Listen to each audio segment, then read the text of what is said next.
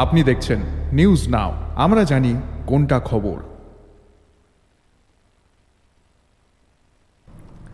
বাংলাদেশে সংখ্যালঘু পরিবার সহ মন্দির ভাঙচুর না করার আহ্বান বিএনপি নেতার।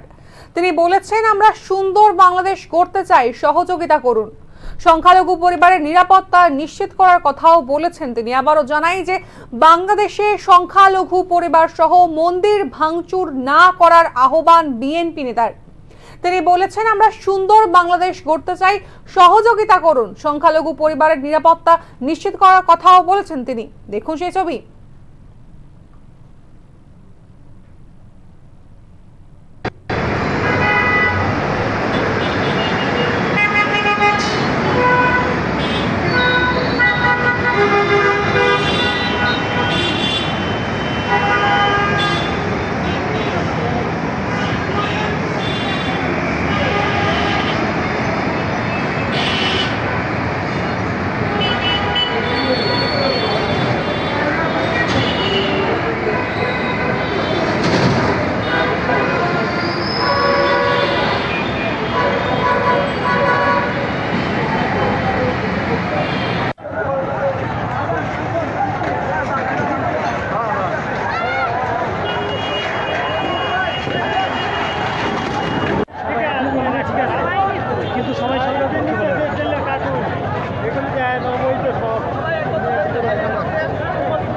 খাওয়ার জন্যই এত তেল এজেন্ট নিয়ে যাইতেছে, কার্টুন ভর্তি করে করে আগলা নিতেছে, কার্টুন ভরে দিতেছে।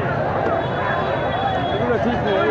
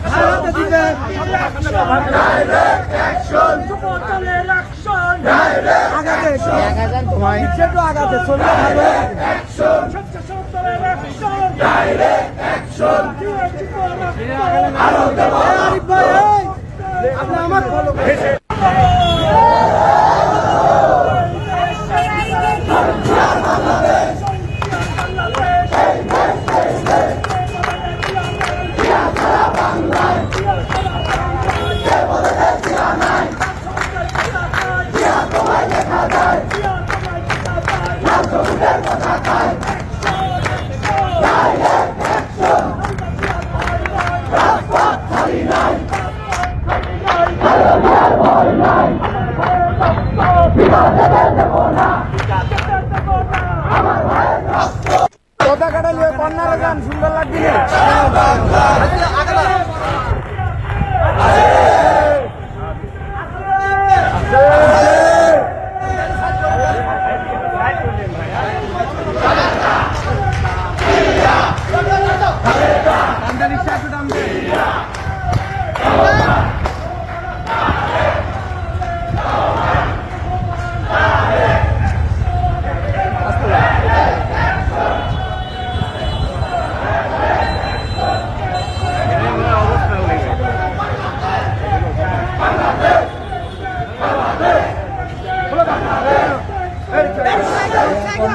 রিক্সা আগাবে না ভাই,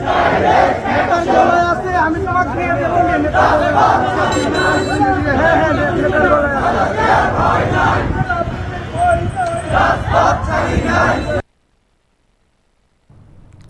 বাংলাদেশের প্রখ্যাত রাজনীতিবিদ বিএনপির সংসদ সদস্য গিয়াসউদ্দিন বলেছেন, সম্মিলিতভাবে আমরা কাজ করব। আমাদের ভারপ্রাপ্ত চেয়ারম্যান জাতির উদ্দেশ্যে দেওয়া ভাষণের মাধ্যমে আমাদের নির্দেশনা দিয়েছেন, জাতির ক্রান্তি লগ্নে আমরা যেন জনগণের জানমাল সম্পদ হানি না হয় এমন কোনো কাজ না করি, তার জন্য অতন্দ্র প্রহরীর মতো যেন কাজ করি। আমরা জনগণ দেশের কল্যাণের জন্য রাজনীতি করি। এই কমিটমেন্ট আপনাদের সঙ্গে থেকেই রক্ষা করবে।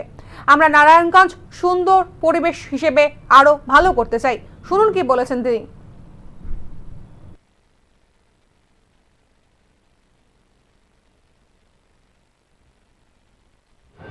ধন্যবাদ। যদিও আমরা আজকে একটি নতুন সূর্য পেলাম, আজকে আমাদের সন্তানদের রক্ত এবং মাহারা সন্তানহারা মাদের আর্তনাদ, আজকে আমরা একটি নতুন সকাল পেয়েছি। যদিও গত 15 দিন আমরা খুব উদ্বেগ উৎকণ্ঠার মধ্যে দিয়ে আমাদের দিন কেটেছে।